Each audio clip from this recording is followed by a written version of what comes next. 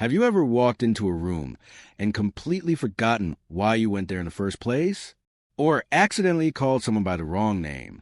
Maybe you found yourself making what seems like a random mistake in speech or writing, only to wonder later if there was some hidden meaning behind it.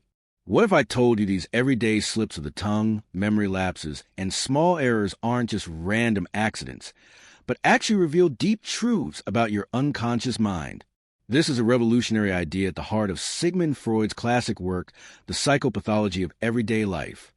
Before we continue, if you find discussions about psychology, the unconscious mind, and human behavior fascinating, consider subscribing to our channel for more in-depth explorations of psychological theories and classic texts. Now, let's delve into one of Freud's most accessible yet profound works. When Freud first published The Psychopathology of Everyday Life at the dawn of the 20th century, he was challenging one of humanity's most fundamental assumptions, that we are fully in control of our thoughts and actions. This wasn't just another dry academic text. It was a radical manifesto suggesting that our most private self is constantly whispering truths through our mistakes. Freud takes us on a captivating journey through hundreds of real-life examples, from his patient's experiences to his own embarrassing memory lapses, building an irresistible case that there are no true accidents in mental life. What makes this work so compelling is how it transforms the ordinary into the extraordinary, inviting us to see our daily stumbles as potential revelations about who we really are beneath the surface of conscious awareness, the nature of forgetfulness, more than just a memory lapse. Consider that frustrating moment when a familiar name dances on the tip of your tongue but refuses to come forward. Most of us chalk this up to simple memory failure, but Freud asks us to look deeper. In one particularly revealing case, Freud found himself unable to recall the name of a patient, despite knowing it perfectly well. After some self-analysis, he realized this particular patient reminded him of a professional disappointment he'd rather forget. The mind, in its clever way, had accidentally erased the name to spare him discomfort. This phenomenon extends beyond names. How many times have you forgotten an appointment that deep down you didn't want to attend, or misplaced an item you secretly didn't want to use? Freud presents these not as simple oversights, but as the mind's sophisticated defense mechanisms, working overtime to protect us from psychological distress we might not even acknowledge. Slips of the tongue and misstatements. When words betray us. We've all experienced that heart-stopping moment when the wrong words escape our lips. Perhaps calling your teacher mom as a child, or telling a colleague, "I hate you," when you meant to say, "I hear you." Freud collects dozens of these verbal mishaps like precious psychological specimens, each one offering tantalizing evidence of our hidden inner world. One particularly juicy example involves a politician who began a session by declaring it closed instead of open. Freud suggests this was no mere stumble over words, but a genuine expression of the speaker's unconscious wish to avoid a difficult debate. The implications are startling. Our casual conversations might be peppered with secret confessions we never meant to make, each slip a tiny crack in the facade of our carefully constructed personas. Misreadings, mishearings, and mistaken actions.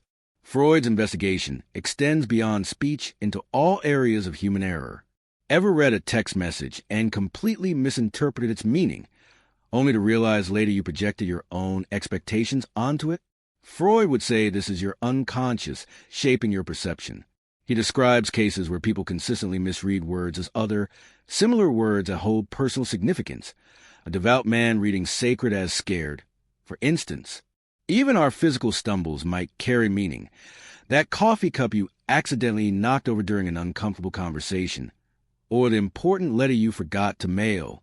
Freud encourages us to consider whether these might be symbolic acts, our unconscious mind finding creative ways to express what we can't or won't say aloud. The role of repression and resistance. At the heart of Freud's theory lies a fascinating paradox, the mind's simultaneous need to express and conceal. He introduces us to the concept of repression, where threatening thoughts are forcibly ejected from consciousness, only to resurface in disguised forms. Picture your mind as a pressure cooker, with steam, your repressed thoughts, inevitably escaping through whatever small openings, your mistakes, it can find. Resistance plays an equally intriguing role. That peculiar mental block you feel when trying to recall something painful, or the way certain topics always seem to make you unusually clumsy or forgetful. Freud painted a picture of the mind as a battleground, where conscious intentions constantly grapple with unconscious desires, and our everyday errors are the visible scars of this ongoing conflict, criticisms and lasting influence.